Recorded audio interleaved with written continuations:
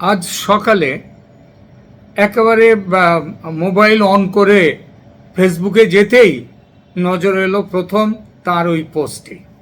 সেটা পড়ে আমি হতবাক বললে কম বলা হয়। প্রথমে ভেবেছিলাম হালকা রসিকতার ছলে দেয়া পোস্ট, কিন্তু পড়তে পড়তে বুঝলাম হালকা রসিকতা কোথায়, এ তো সিরিয়াস লেখা, বিশেষ একটা উদ্দেশ্য নিয়ে। কি উদ্দেশ্য সেটা আপনিও বুঝবেন, এক পলক লেখাটা দেখে নিন।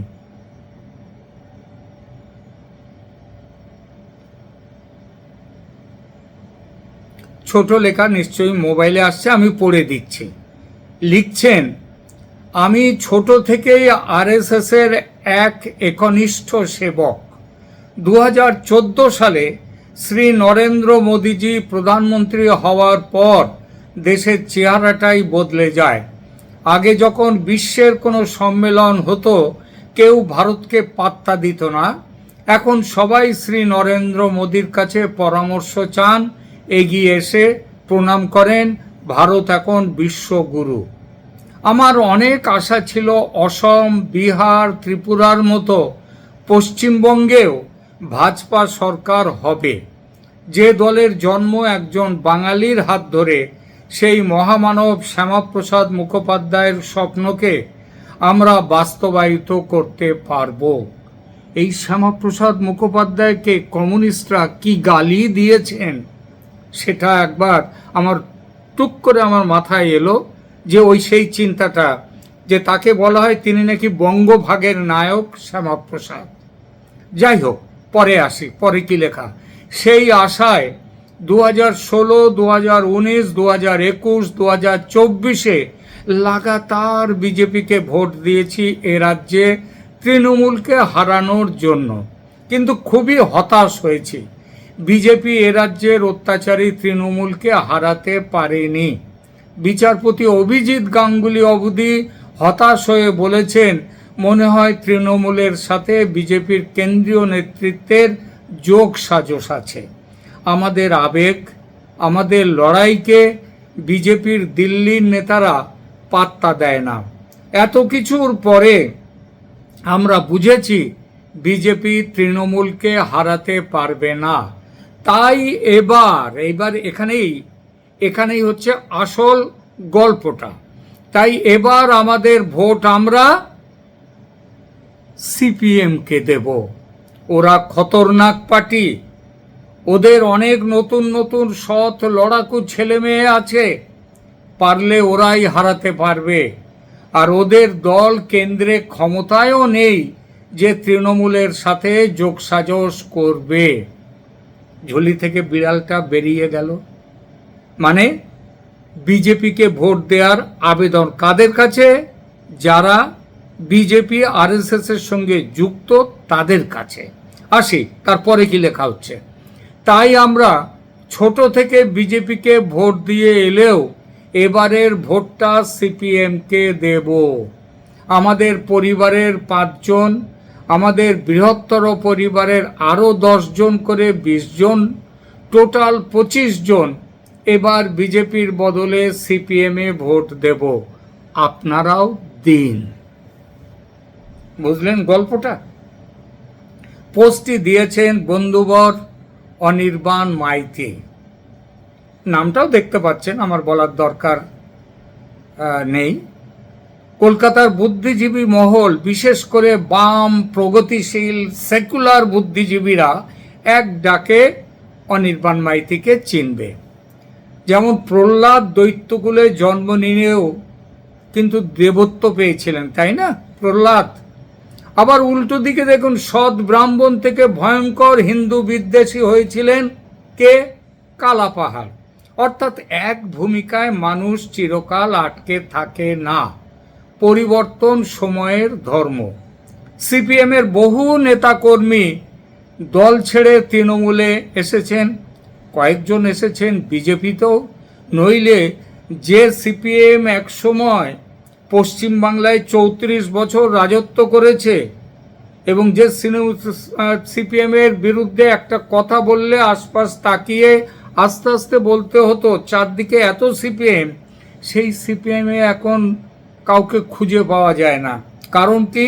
কারণ সিপিএমের এইসব নেতা কর্মীরা দল ছেড়ে তৃণমূল বিজেপিতে এসেছেন। শুধু রাজ্জাক মোল্লা যে গিয়েছিলেন তা নয়, আমাদের সিপিএম ও শঙ্কর ঘোষ এসেছেন। নাম উল্লেখ করে সময় আর নষ্ট করব না।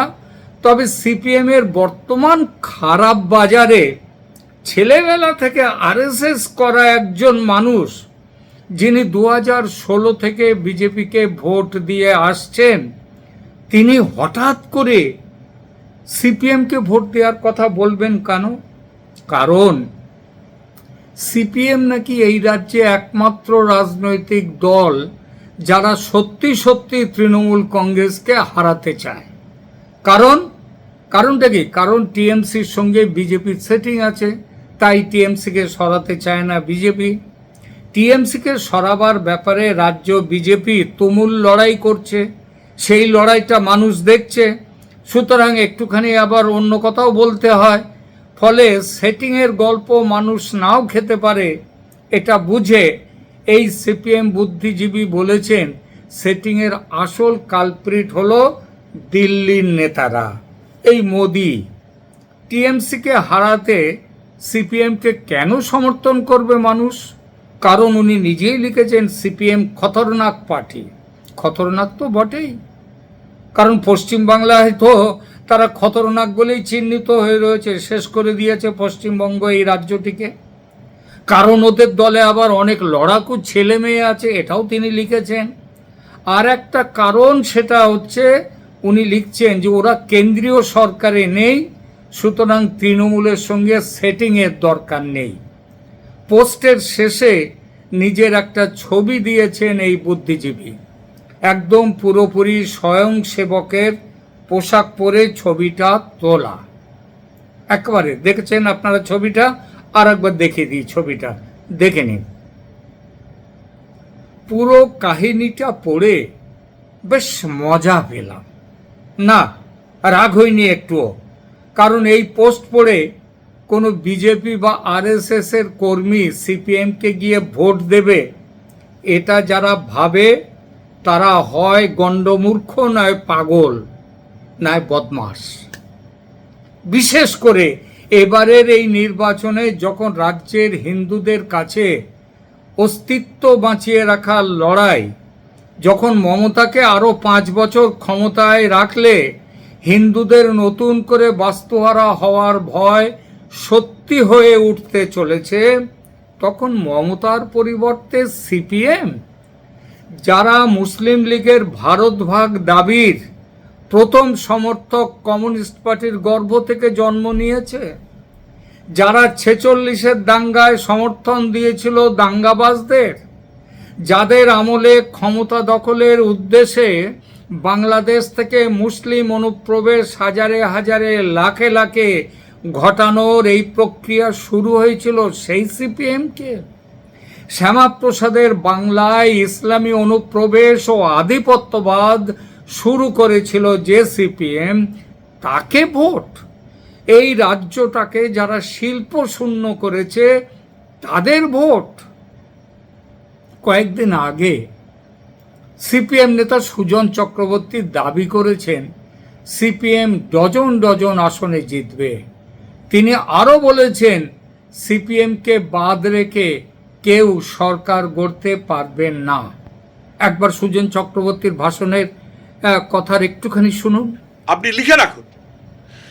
আমি যদি বলি যে আমরা সরকার করব, আপনি মানতে চাইবেন না, আপনার অপছন্দ হবে। আমি আপনাকে অপছন্দ করতে ফেলতে চাই না, কিন্তু ডজন ডজন আসন বামপন্থীরা পাবে। অর্থাৎ টিএমসি এবং বিজেপি কেউ যদি নিরঙ্কুশ সংখ্যাগরিষ্ঠ না হয়, তবে সিপিএম এর সাহায্যে সরকার গড়তে হবে। কে বললেন?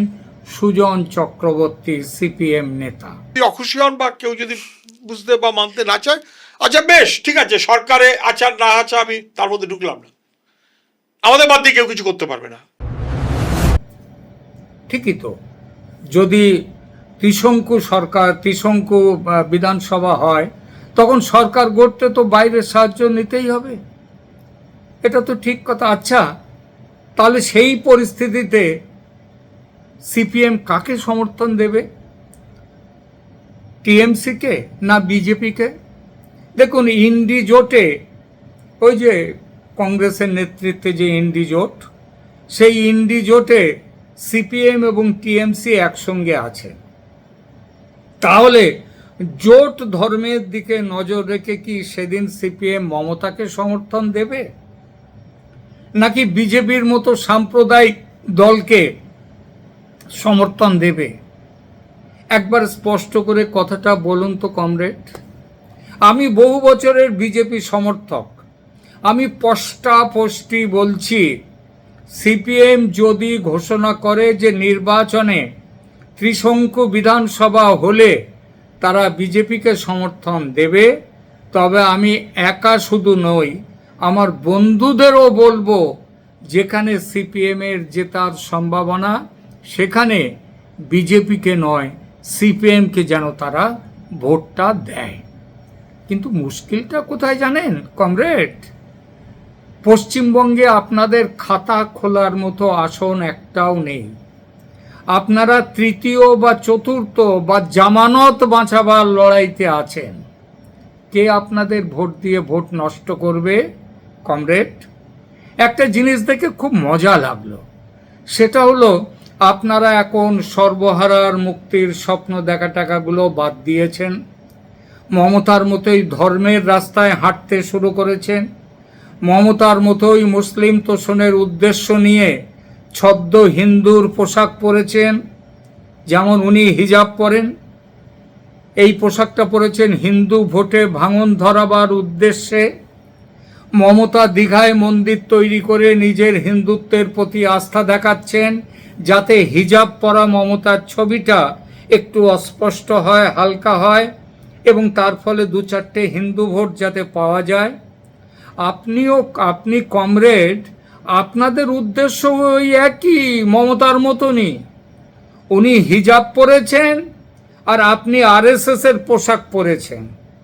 আরএসএস এর অতীত নিয়ে একগাদা মিথ্যে গল্প ফেঁদেছেন।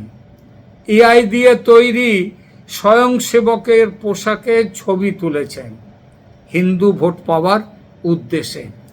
কমরেড, একটা সত্যি কথা বলি, এতকাল অন্তত কমিউনিস্টদের ভুল আদর্শ, ইউটোপিয়ান অবাস্তব আদর্শ আঁকড়ে রাখার অভিযোগ করতাম। সেই অভিযোগ ছিল কমিউনিস্টদের মধ্যে যে ওদের আদর্শ বাস্তবে কোনোদিন বাস্তবায়িত হওয়ার মতো নয়। কিন্তু কোনোদিন ভাবতাম না যে কমিউনিস্টরা 420, 420, যাকে 420 বলে, সেই অভিযোগ কমিউনিস্টদের বিরুদ্ধে, সিপিএম এর বিরুদ্ধে অন্তত করতাম না, কেউ করেও নি। এবার সেই পতনটা হলো আপনাদের 2026-এ। এই যে পোস্টখানি নিয়ে আলোচনা করলাম, এটা কোনো ব্যক্তি অনির্বাণ মাইতির পোস্ট নয়, এর পেছনে আছে সিপিএম এর দলগত অবস্থান। যিনি পোস্ট দিয়েছেন আমার সেই বন্ধুবর অনির্বাণ মাইতিকে আমি কখনোই 420 বলবো না, 420 বলবো সিপিএমকে, এবং সেই সঙ্গে বলবো অনির্বাণ মাইতিকেও 420-র রাস্তায় ঠেলে দিয়েছে সিপিএম। সিপিএম এত নিচে নামলো, ছি। ধন্যবাদ।